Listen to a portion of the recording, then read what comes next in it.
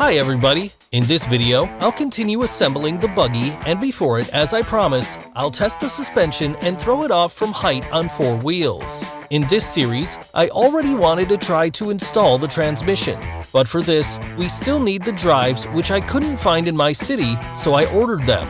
And now, as I promised earlier, I will test the suspension for durability. While testing, I got many failures. I lifted the buggy at height about a meter over a floor as much as the ceiling allowed.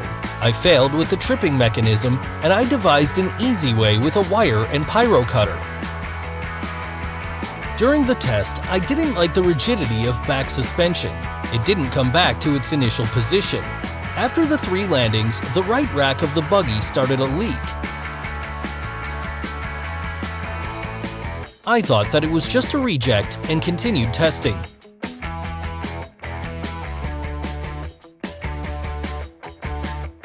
After the 4th landing, the wheel bearing became dismantled. It's no big deal, I just forgot to fasten a hub lock nut. Well, it's time to replace the bearings, especially as I bought new ones long ago. I removed a swivel member from the lever, took away tightening washers, and I pressed out the bearing.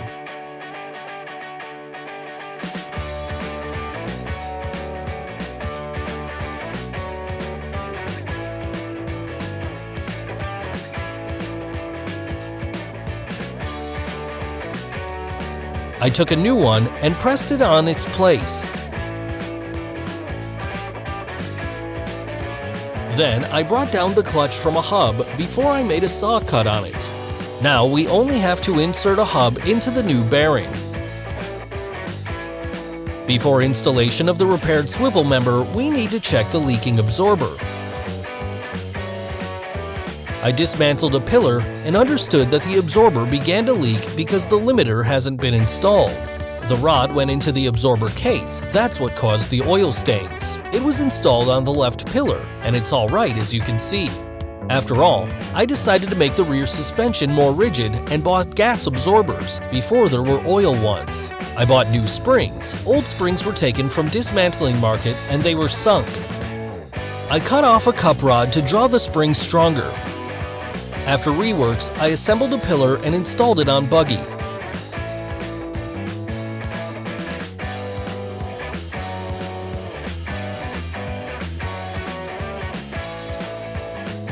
I also installed a swivel member and a wheel.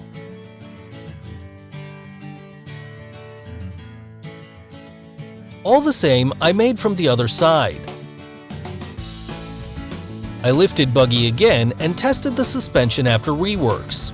The suspension became more rigid and buggy began to come back to its initial position. Now the suspension is entirely ready for a new weight of transmission, and you should remember that there is a passenger chair over the engine. At last, after all reworks, I moved to the brake system and pedals. Because of a lack of space, I chose the floor system of pedal box. I made the platform for it, on which there will be 2 pedals, gas, and a brake. I got in the buggy and estimated an ABT position of pedals for my leg.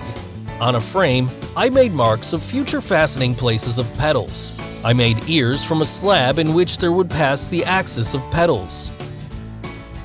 As a clutch, I took an extended nut. It would work as the slider bearing. I assembled all details together. It is important to leave a small distance for a free travel of the extended nut. In the assembled condition, I welded the pedal box to a slab.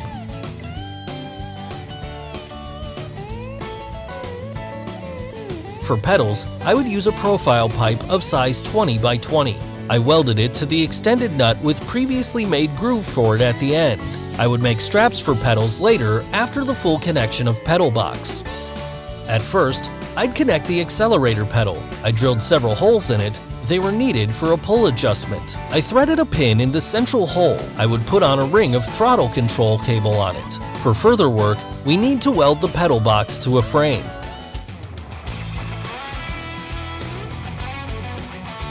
I took 2 throttle control cables 170 centimeters each. On one end of the cable, I put an accelerator pedal pin. It should be fixed on a frame. For this purpose, I made a fastening from an angle, drilled some holes in it, and made a saw cut for a cable.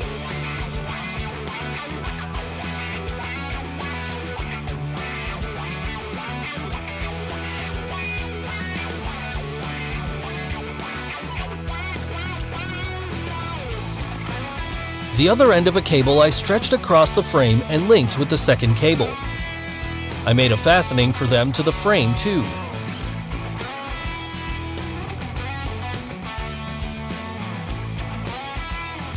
There exists a special cable connector, but I had no desire to go for it, and I made my own from a bolt in which I drilled a hole.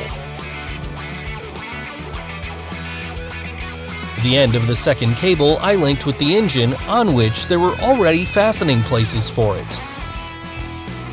I temporarily laid it out on the frame like this and checked its work.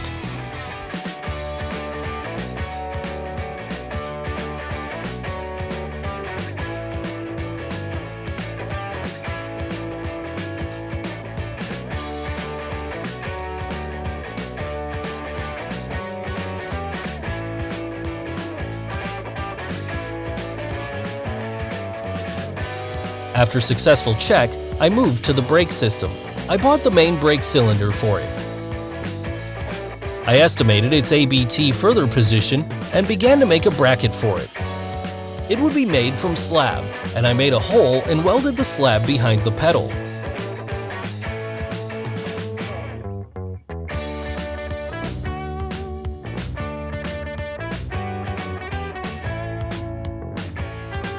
To connect the pedal and the cylinder, I made a plug from a bent slab and a rod of 8 mm.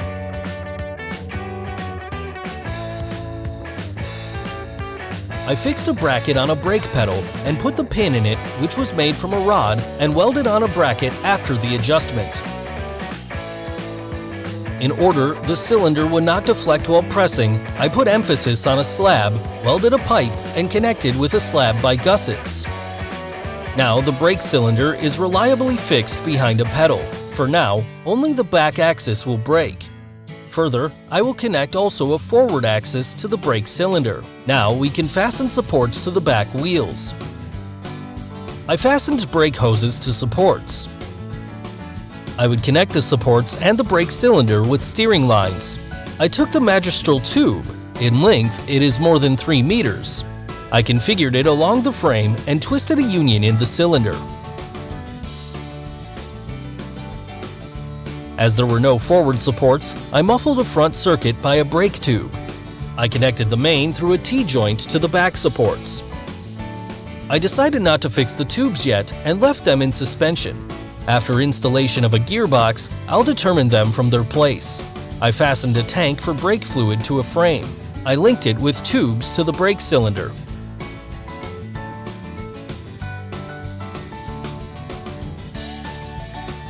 I filled in the brake fluid and began to pump over the brakes to distill the air from brake tubes. For this purpose, there are special unions on supports. After several pressings, the pedal remains in the pressed condition. The union opens up and the air comes out.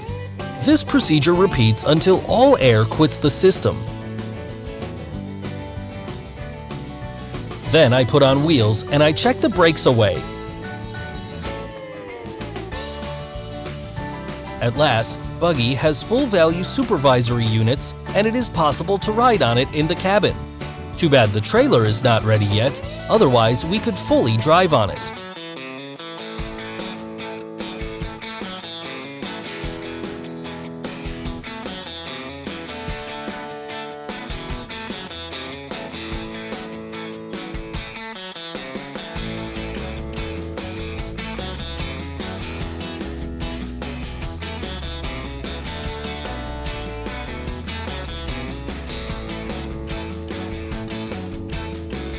In the next series, I will get the drives and install the 5th step transmission through an adapter plate. And for now, thanks everyone for support and motivation. We'll meet in the next part.